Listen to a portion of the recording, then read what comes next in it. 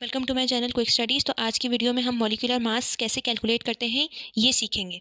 ठीक है, तो सबसे पहले एग्जांपल दी हुई है मेरे पास HNO3 का मॉलिक्यूलर मास कैलकुलेट करने से पहले पहले आपको हर एटम का एटॉमिक मास मालूम होना ज़रूरी है। तो मैंने यहाँ पर हर एटम का एटॉमिक मास यहाँ पे लिख दिया है। हाइड्रोजन का होता है 1, नाइट्रोजन का 14 और ऑक्सीजन का 16 होता है। ये AMU जो है वो आपके पास एटॉमिक मास का यूनिट होता है।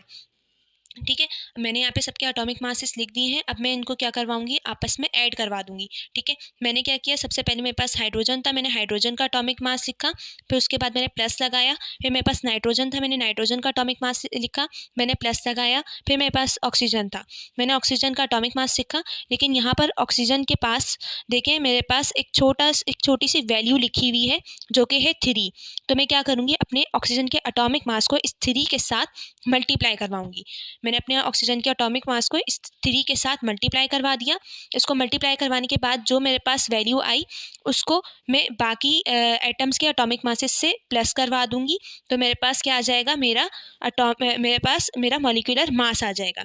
अक्सर बच्चे क्या करते हैं, मॉलिक्यूलर मास में जो यूनिट होता है वो AMU लगा देते हैं, जो कि बिल्कुल गलत है। आपको AMU का यूनिट नहीं लगाना है, जब बल्कि मॉलिक्यूलर मास का जो यूनिट होता है वो होता है ग्राम पर मोल। तो आप जब भी अपना फाइनल मॉलिक्यूलर मास कैलकुलेट कर लेंगे तो उसके साथ हमेशा ग्राम पर मोल का आप यूनिट लगाएंगे।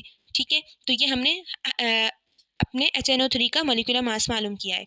अब हम चलते हैं सोडियम कार्बोनेट की तरफ। तो सोडियम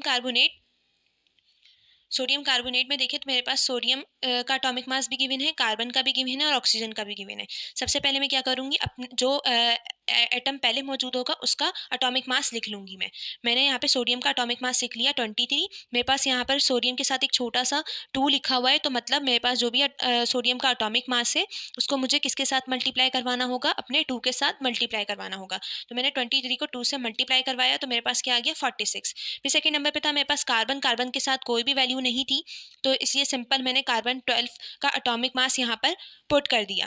फिर थर्ड नंबर पे मेरे पास क्या था, ऑक्सीजन का जो है वो एटॉमिक मास 16 था, मैंने यहाँ पे पुट किया। लेकिन ऑक्सीजन के साथ यहाँ पे एक छोटा सा 3 बना हुआ है, तो मतलब मुझे अपने ऑक्सीजन के एटॉमिक मास को 3 के साथ क्या करवाना होगा, मल्टीप्लाई करवाना होगा। मैंने अपने ऑक्सीजन के एटॉमिक मास को 3 के साथ मल्टीप्लाई करवा दिया। इसको मल्टीप्लाई करवाने के बाद मेरे पास क्या आंसर आया, 48। मैंने इन तीनों के मासेस को आपस में प्लस करवा दिया, 46 को ऐड करवाया 12 में, फिर जो भी आंसर आया उसको ऐड करवाया 48 में, तो मेरे पास टोटल मॉलिक्यूलर मास क्या आ गया, 106 आ गया। अगेन वही, बहुत से बच्चे AMU का यूनिट इस्तेमाल कर देते हैं मॉलिक्यूलर मास में, तो आपको मॉलिक्यूलर मास में AMU का यूनिट इस्तेमाल नहीं करना है, बल्कि ग्राम पर मोल का यूनिट इस्तेमाल करना है। तो इस तरह से आपके पास Na2CO3 का भी मॉलिक्यूलर मास आ जाएगा। अगर आपको मेरी वीडियो अच्छी लगी हो तो मेरे चैनल क्विक स्टडीज़ को लाइक और सब्सक्राइब करना मत भूलिएगा।